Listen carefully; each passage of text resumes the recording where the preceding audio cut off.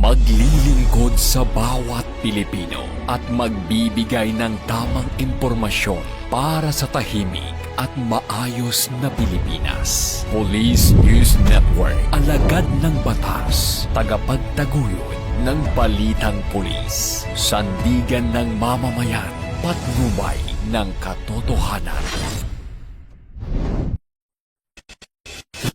Kampo Krame, maghahatid ng pinakahuling kaganapan at nagbabagang balita. Ito ang PNN Police News Network. At ngayon, ang inyong mga tagapagbalita. Magandang araw, bagong Pilipinas. Ako ang inyong alagad ng batas, tagataguyod ng Balitang Pulis, Patrolman Adrian Deao. Maghahatid ng tamang balita, kwento ng pulis at serbisyo para sa mamamayan. At ito ang PNP News Online, ang pangunahing balita ng Police News Network. Alagad ng batas, tagataguyod ng Balitang Pulis.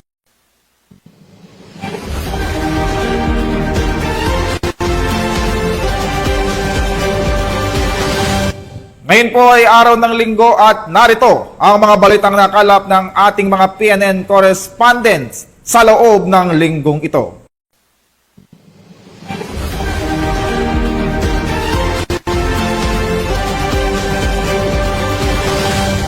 Sa ating unang balita, kalaboso ang nakatalang top 6 most wanted person na sangkot sa illegal na droga matapos maaresto sa isinagawang operasyon sa Davao City.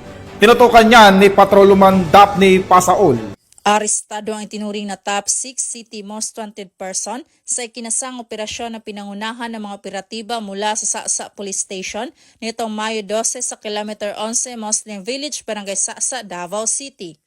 Kinilala ni Police Major Marcel M. Manzano, Acting Station Commander ng Sasa Police Station 4, ang suspect na si alias Tata, 27 anyos, residente ng Purok 2, Kilometer 11 Muslim Village, Barangay Sasa, Davao City.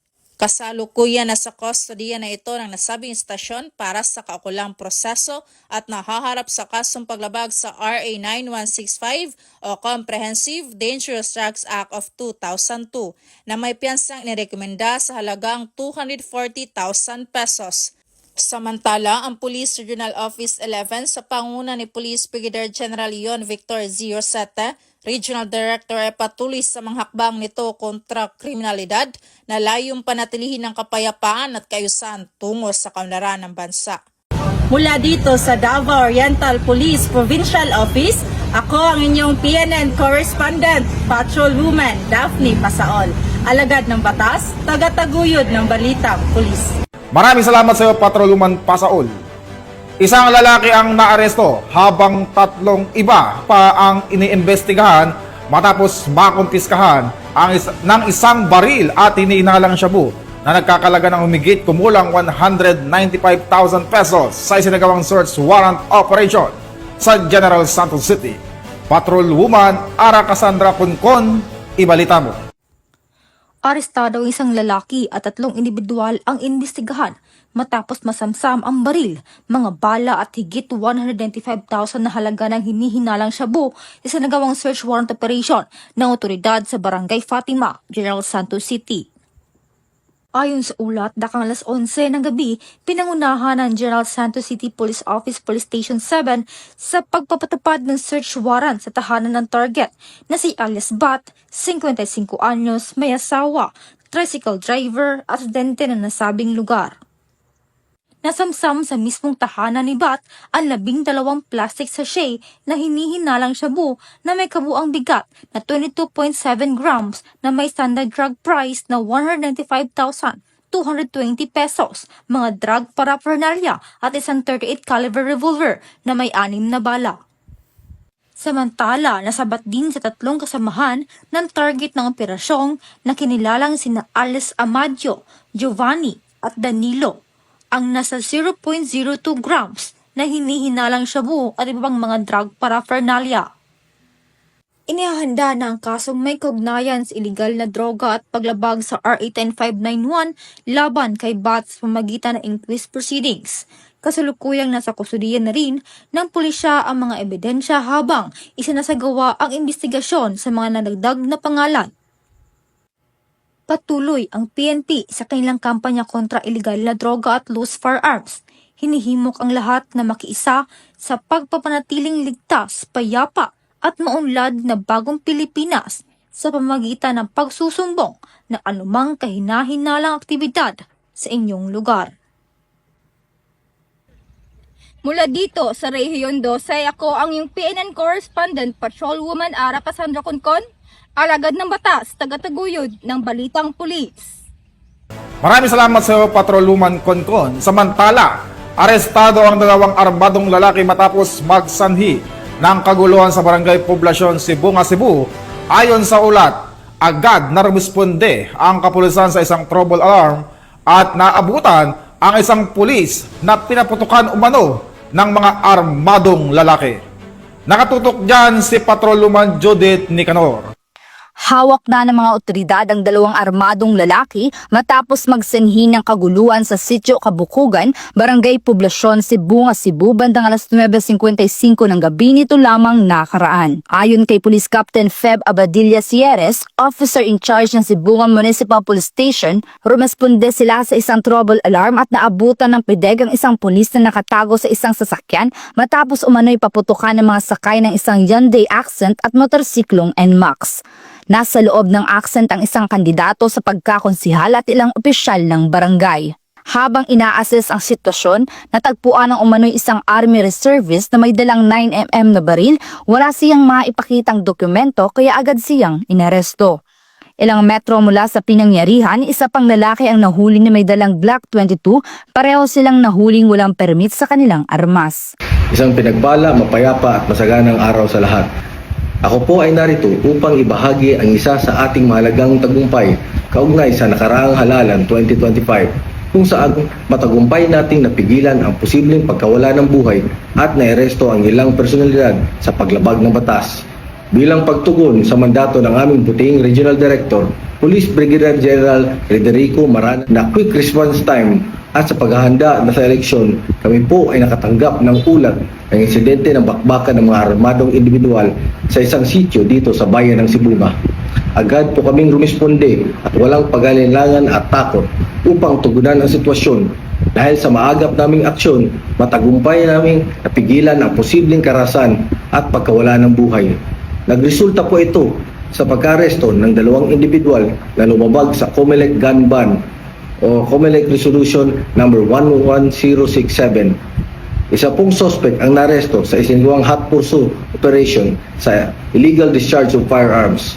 Sa nasabing operasyon, kami po ay nakakumpiska ng isang calibre 40 pistol at isang 9mm pistol, isang submachine gun at isang long firearm. Ito po ay malinaw na patunay ng walang sawang paglilingkod ng ating kapulisan para sa bayan at sa bawat Pilipino. Kami po sa Sibunga Municipal Police Station, katuwang ang Cebu Provincial Police Office at ang Police Regional Office 7 ay laging nakalerto at handang tumugon sa tawag ng serbisyo para sa kapayapaan ng ating komunidad at para sa kaayusan ng ating bayan.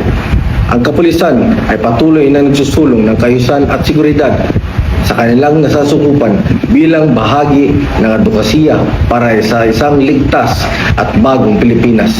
Maraming salamat po at mabuhay ang sambayanang Pilipino. Ang mga suspect at ebidensya ay dinala sa Sibunga Municipal Police Station para sa kaukulang investigasyon.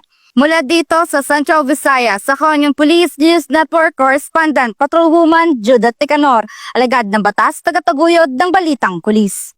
Maraming salamat sa iyo, Patrolwoman Nicanor. Napasa kamay na ng mga otoridad ang natalang top 4 most wanted person na matagal nang pinaghahanap ng batas matapos itong maaresto sa Bulacan. Yan ang tinutukang balita ni Patrolwoman Ivy Corporal. Nasa kote ang matagal nang pinaghahanap na sospek na tinaguraang top 4 most wanted ng Police Station 14 ng Quezon City Police District matapos ang masusing operasyon sa Giginto, Bulacan. Dakong alas 6:30 ng gabi, tinugis at matagumpay na nadakip ng mga tauhan ng Holy Spirit Police Station ang akusado na kinilalang si alias Jericho, 45 anyos at IT maintenance at residente ng Makati City.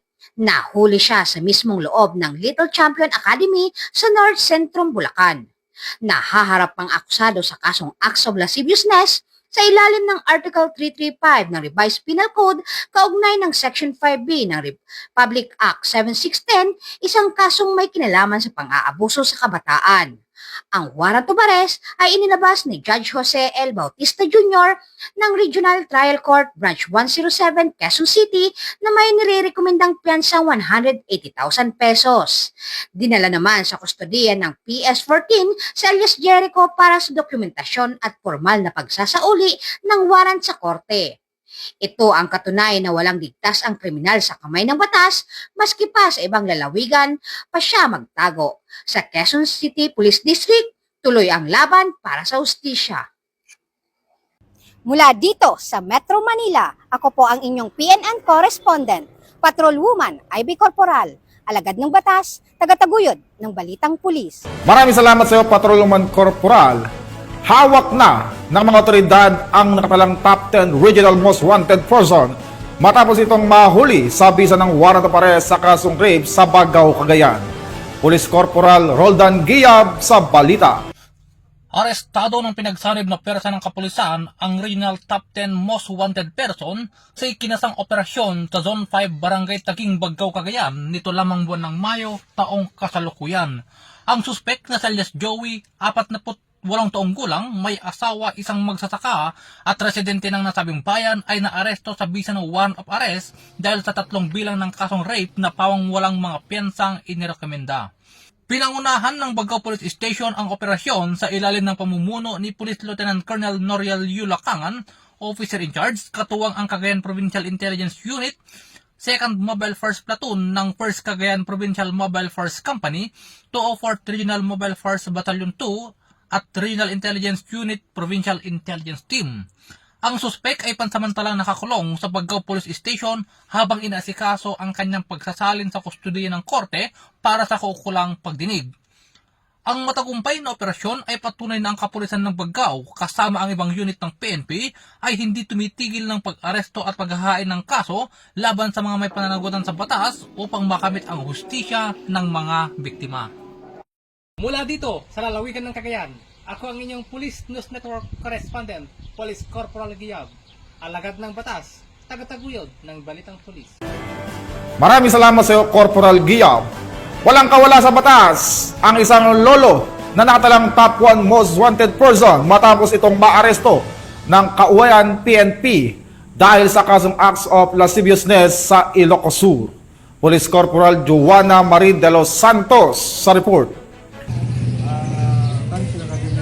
Arestado ang 76 anyos na lolong ito na tinaguri ang top 1 most wanted person sa ikinasang manhunt operation ng Cauayan Municipal Police Station nito lamang Martes sa Barangay Don Dimas, Querubin, Cauayan, Ilocos Sur. Kinilala ni Police Captain Laika S. Bayasbas, officer in charge ng naturang istasyon ang suspect sa pangalang Selvino, isang magsasaka at residente ng Barangay Pandan ng nasabing bayan. Naaresto ang suspect sa bisa ng warrant of arrest at haharap sa kasong lascivious conduct under Section 5 ng Republic Act 7610 o kilala sa tawag na Special Protection of Children Against Abuse, Exploitation and Discrimination Act na may nirekomendang piyansa na 200,000 pesos. Matapos mahuli, agad na isinailalim ang suspect sa physical at medical examination sa RHU Cauayan bago tuluyang dalhin sa kustodiya ng Cauayan MPS para sa tamang disposisyon. Patuloy na paihigtingin ng PNP ang kampanya laban sa mga taong may pananagutan sa batas at mapanatili ang kapayapaan at seguridad sa bansa. Mula dito sa Ilocos Region, ako ang inyong PNN correspondent, Police Corporal Joanna Marie de los Santos, alagad ng batas, tagataguyod ng balitang pulis. Maraming salamat sa iyo, Corporal de los Santos. Sa Bicol Region, timbong ang rank 10 regional most wanted person ng Police Regional Office 5 dahil sa kaso nitong rape sa Bula, Camarines Sur. Ang report mula kay Police Staff Sergeant Mercolito Lopendino Jr. arestado ang isang lalaking kabilang sa listahan ng mga Regional Most Wanted Person ng Police Regional Office 5 matapos ang matagumpay na operasyon ay sinagawa ng mga otoridad bandang alas 12:50 ng hapon sa Barangay Taisan, Bulacan, Camarines Sur. Ang operasyon ay pinangunahan ng Criminal Investigation and Detection Group, Camarines Sur Provincial Field Unit katuwang ang Bulacan, Camarines Sur. Matagumpay nilang naaresto ang suspect batay sa mga pinalabas ng warrant of arrest ng korte kaugnay ng mga kasong rape at paglabag sa Republic Act 7610 o ang Special Protection of Children Against Abuse, Exploitation and Discrimination Act. Ang operasyon ay bahagi ng pinigting na kampanya ng PNP laban sa mga individual na may kinakaharap na mabibigat na kaso at matagal nang nakatakas sa kamay ng batas. Ang suspect ay kasalukuyang nasa kustodiya ng CIDG Camarines Sur PFU para sa kakulang disposisyon ng kanyang mga kaso. Patuloy na nanawagan ang PNP Bicol sa publiko na makipagtulungan at magsumbong ng impormasyon upang mahuli pa ang iba pang wanted persons sa rehiyon. Mula po dito sa Legazpi City, Albay, ako po yung Police News Network Correspondent, Police Staff Sergeant Marcolito P. Lovendino Jr., alagad ng batas, tagataguyod ng balitang pulis. Maraming salamat sa iyo, Police Staff Sergeant Lovendino. Patay ang isang lalaki at sugatan naman ang isa pa matapos ang isang insidente ng pangmaril habang nasa gitna ng inuman sa bayan ng Tibogon, Bohol. Nakibalita dyan si Patrolwoman Flora May Azares. Isa ang nasawi at isa ang sugatan sa isang insidente ng pamamaril na naganap sa barangay Giwanon, Tubigon, Bohol noong Mayo 12 ng taong kasalukuyan, bandang alas 8:30 ng gabi. Ayon kay Police Major Neon Francis B. Alvarez, hepe ng Tubigon Municipal Police Station, Bohol Police Provincial Office, agad silang rumisponde sa insidente kasama ang Quick Reaction Team ng Visayas Army Training Group. Batay sa inisyal na investigasyon, nag-iinuman umano sa bakanting lote sa tabi ng bahay ng isang mayoral candidate ang mga taga-suporta, kabilang sina Bernard, 42 anyos, Sugatan, at Dodong, nasawi. Base po sa aming investigasyon, ito ay hindi isang election-related incident. Meron po kaming nakuhang witness na nakasaksi ng pangyayari at makapagpapatunay sa identity ng suspect. Ang kapulisan ng Tubigon ay ginagawa ang lahat para maresolba ang kasong ito sa lalong madaling panahon. Naunawaan namin ang pangamba at pag-alala ng ating mga kababayan kaugnay sa insidenteng ito. Lahat ng kinakailangang hakbang ay ginagawa na po ng kapulisan upang mapanatili ang kaayusan at maiwasan ang karagdagang kaguluhan sa komunidad. Kami ay taos-pusong nananawagan sa lahat na manatiling kalmado at hayaang isagawa ng mga otoridad ang masusi at patas na investigasyon. Hinihikayat din namin ang publiko na iwasan ang pagkalat ng mga hindi kumpirmadong impormasyon o chismis sa social media sapagkat maaari itong makaapekto sa aming operasyon. Agad na bang nagsagawa ng hot pursuit operation ang mga otoridad para tugisin ang tumakas na suspect. Patuloy naman ang investigasyon sa insidente bilang bahagi ng kampanya ng mga kapulisan na masiguro ang kapayapaan at kaayusan lalo na ngayong panahon ng halalan. Mula dito sa Central Visayas, ako ang inyong Police News Network Correspondent, Patrolwoman Flora May Azares, alagad ng batas, tagataguyod ng balitang pulis. At yan po ang mga balitang nakalap ng ating PNN Correspondent mula Luzon, Visayas at Mindanao sa loob ng linggong ito. At sa ngalan ng pamunuan ng Philippine National Police sa pangunguna ng aming Chief PNP, Police General Romel Francisco Marbil, at sa pamumuno po ni President Ferdinand Bongbong Marcos Jr., kami maglingkod sa bawat Pilipino at magbibigay ng tama at balanseng balita dahil dito sa bagong Pilipinas, ang gusto ng pulis, ligtas ka. Mula rito sa tanggapan ng tagapag-ugnay ng pambansang pulisya. Ako ang inyong alagad ng batas, tagataguyod ng balitang pulis. Ako po ang inyong lingkod, Patrolman Adrian Dayaw. Maghahatid ng tamang balita, kwento ng pulis at serbisyo para sa mamamayan. At ito ang PNP News Online. Ang pangunahing balita ng Police News Network.